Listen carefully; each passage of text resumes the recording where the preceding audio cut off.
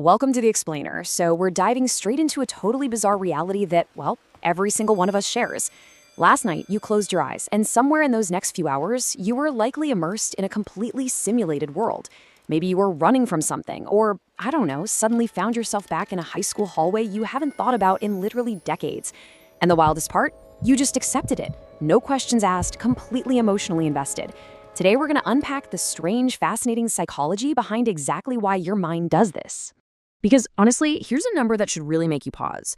By the time you hit 75 years old, you will have spent about 6 full years inside experiences that your brain generated completely from scratch. 6 entire years living in a world that isn't actually there. It feels spatially convincing, the emotions are real, but the whole thing is just entirely fabricated by your unconscious mind. Crazy, right? So let's take a quick look at the agenda for today's Explainer. We're going to unpack the mystery of REM sleep, look at nightmares as simulators, talk about healing through emotional processing, how life and trauma show up in dreams, the lucid brain, and finally, wrap up with some actionable sleep habits. All right, jumping right into section 1, the mystery of REM sleep. Let's lay the groundwork and establish exactly when these strange nighttime narratives actually happen. You know, a lot of people just assume dreams are kind of like mental static, like your brain is just powering down and sputtering out random noise. But science tells us that is completely wrong. Dreams mostly happen during REM sleep, or rapid eye movement. This is a highly active stage your brain cycles into roughly every 90 minutes. And get this, during REM, your neurons are firing at nearly the exact same rate as when you are fully awake and walking around. So, the crucial question here is, why? Why on earth is the brain spending so much precious energy doing this while the rest of your body is essentially paralyzed? You're physically locked in place in your bed, but your mind is running this massive, high-definition, immersive simulation. The fact that no neuroscientist alive has a single definitive consensus on this should absolutely fascinate you. I mean, we've mapped the human genome. We've literally sent rovers to Mars, but we still don't fully know why you dreamed about your third-grade teacher last Tuesday. Moving on to section 2, nightmares as survival simulators. To really understand this biological flight prep, we kind of have to look at the darker side of dreaming, and the dreams that wake you up with a pounding heart. Okay, let's dive into this incredibly compelling concept from researcher Antti Revonsuo. It's called the threat simulation theory. His argument is that dreaming actually evolved as a biological survival mechanism for us humans. It acts as a sort of evolutionary rehearsal space, basically a biological flight simulator that runs in a completely consequence-free environment every single night. Think about the dreams that really stick with you, right? Being chased, losing a loved one, or that classic one where you show up completely unprepared for a huge test. Robinsua's research found that threatening events are significantly overrepresented in our dreams compared to our actual waking lives.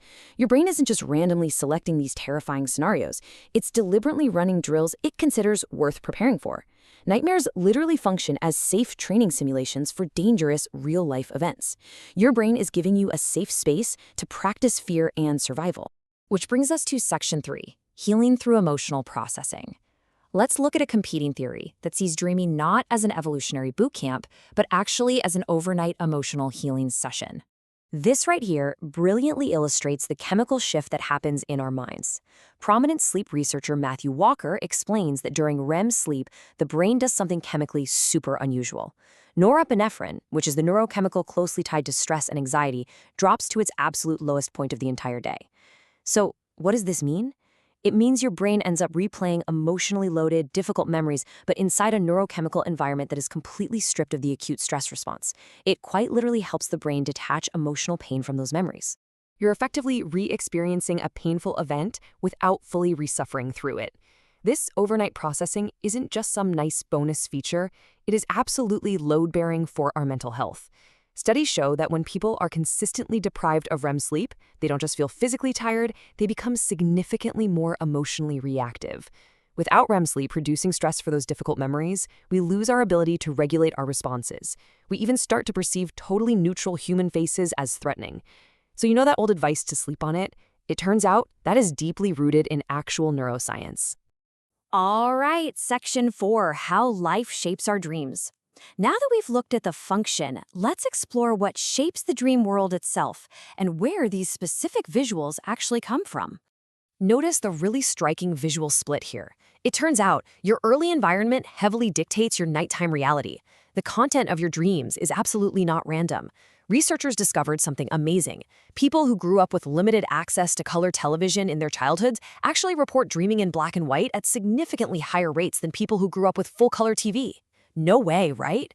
Your waking environment during childhood literally built the visual palette your brain uses to construct your internal dream world as an adult.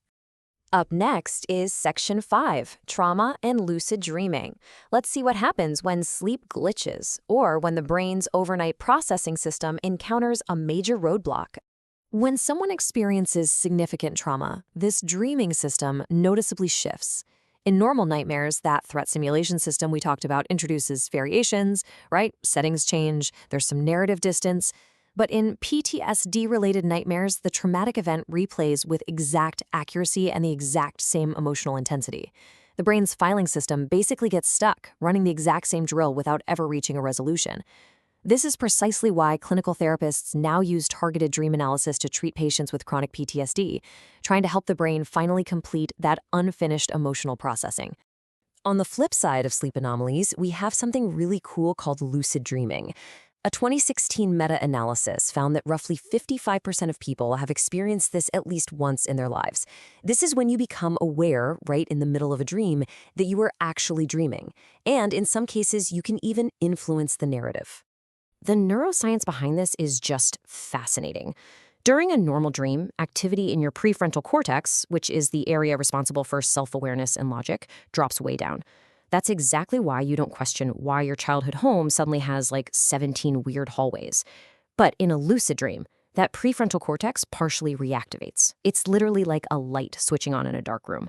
It allows you to suddenly watch your own unconscious production in real time with full awareness. Finally, Section 6, Actionable Sleep Habits. We've covered the mystery of the sleeping mind, the simulations, and the emotional processing. But how do we turn this incredible neuroscience into practical mastery for your actual bedtime? Well, first, we kind of have to embrace that we aren't really meant to remember most of this.